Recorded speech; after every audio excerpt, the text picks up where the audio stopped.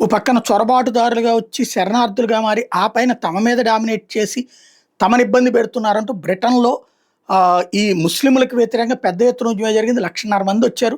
తమ ఆడపిల్లలు grooming gang చేతుల్లో బలైపోతున్నారు, బలిపశువులైపోతున్నారు. అయితే అక్కడ ఈ ముస్లిం మత పెద్దలు రెచ్చిపోయి మరిన్ని వ దుర్మార్గమైన మాటలు మాట్లాడుతున్నారు. మహిళలు సెంటు వాడటం తప్పట. మరి ఆ లెక్కనైతే హైదరాబాద్ పాత బస్తీలో వాడకూడదే? అనేక చోట్ల అరబ్ దేశాల్లో కూడా సెంటు వాడతారే? మరి ఈ ముస్లిం ఏది ఈ వీళ్ళు సగం ముస్లింలు, మతం మారినోళ్ళు వీళ్ళందరూ కూడా. పాకిస్తాన్ నుంచి వీళ్ళందరూ కూడా. ఒరిజినల్ ముస్లింలు, అరబ్బులు. వాళ్ళే సెంటు వాడతారు. వీళ్ళేమో సెంటు వాడకూడదని చెప్తున్నారు అక్కడ ఉన్నటువంటి ముస్లిం మత పెద్దలు. అట్లాగే ఇంకొకటి ఏంటంటే ఇంట్లో నిశ్శబ్దంగా ఉండాలంట మహిళలు. ఎవరికి కనబడకుండా ఉండాలంట. గౌరవంగా ఉండాలి. ఇది విధేయంగా ఉండాలి. ఇది అక్కడ చెప్తున్నటువంటి హితబోధలు, చర్చలు, ఉపన్యాసాలు అనమాట.